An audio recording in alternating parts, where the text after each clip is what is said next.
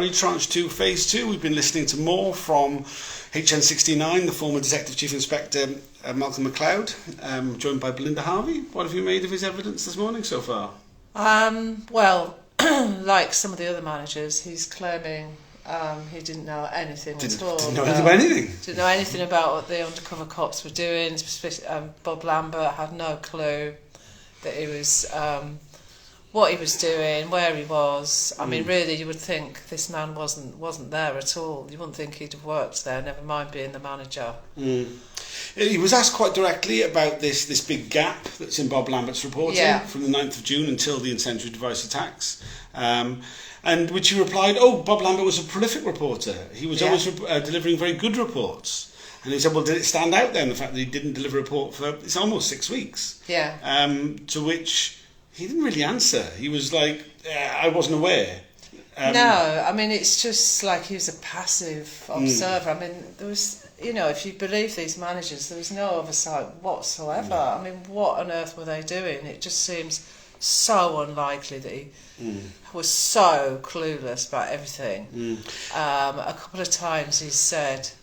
Eric Docker might have known, which is very nice of him, isn't it? Yeah, absolutely. Especially when you consider that Eric Docker says he didn't remember anything. Yeah. So,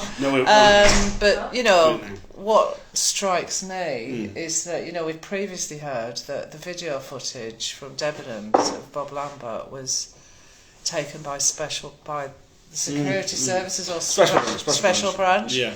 So somebody certainly knew, because they took that evidence. So, how does that tie up? The manager's saying they were unaware, but somebody was obviously aware higher up, clearly. I mean, he also waxed lyrical about Bob Lambert a couple of times. What a good officer he was, how good his reports were. Yeah. And it was put to him that, given that he was deceived by... that Lambert had deceived a number of women into intimate relationships, had fathered a child, and that he had deceived his managers about this fact at the time. Did that change his opinion of Lambert at all? Does he think perhaps maybe he had, he'd crossed the line with other things other than just sexual relationships? He was like, oh no, you can't equivocate there.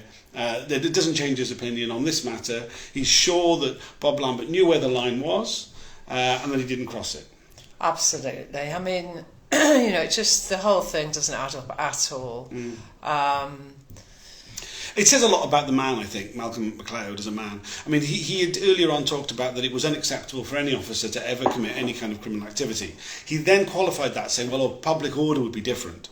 And then he was shown that document from 1993, from after his time in the unit, where it said that that illegal activity was essential for deployments, particularly in the case of anti-fascism, anarchism and animal rights, and particularly animal rights. He read the document at length, he went very quiet for a while, and then he said that he agreed, that in fact it was essential. I mean to do such a 180 turn in minutes, essentially, to say that yes, it was essential, and that he agreed with it up to and including incendiary devices. He was like, no threat to life. Arson that was no threat to life. What about arson that wasn't a threat to life? Maybe it could be, maybe it couldn't. No, that was the line. He was then showed the report of Bob Lambert doing the Biorex manager's car, a director rather's car, with the paint stripper. And he goes, this Bob Lambert wouldn't do that. He wouldn't do that. Yeah. He knew where the line was. He knew that would have been criminal activity. He said, well, you just said it would have been perfectly justifiable to do low-level illegal activity. The line you've drawn is far beyond putting some paint stripper on a car. To which he said, I think this would have gone too far. It's so inconsistent, so incredibly inconsistent. He clearly hasn't got any moral compass of his own. He's so quick to change. I think personally, is that he's been completely disingenuous for his entirety of his answers. He would have known something. So the fact that he's saying he knew absolutely nothing, and possibly he knew more than it was more than just he knew. Yeah. Possibly he directed.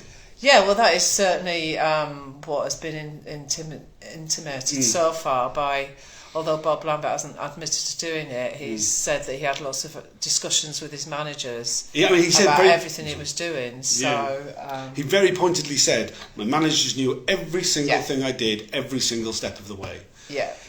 One other interesting thing I didn't know, although he's saying Bob Lambert wouldn't have done these things, he's not actually saying he didn't do it.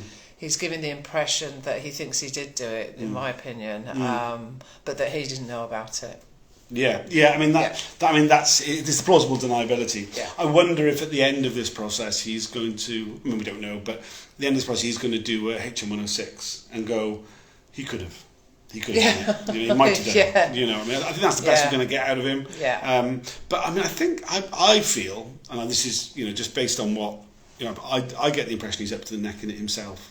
I think there's much more that can be read into his meetings with Lambert and Docker before he became DCI of the unit, to discuss the what was happening in London Greenpeace beforehand, his tacit acceptance of illegal activity, which he just agreed to far too quickly. I felt that I think he had much more of a role from the beginning, personally. But we'll wait and see.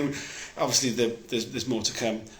We're going to go back in fairly soon, so we've got that. Thanks for joining. I'll see you all at lunchtime.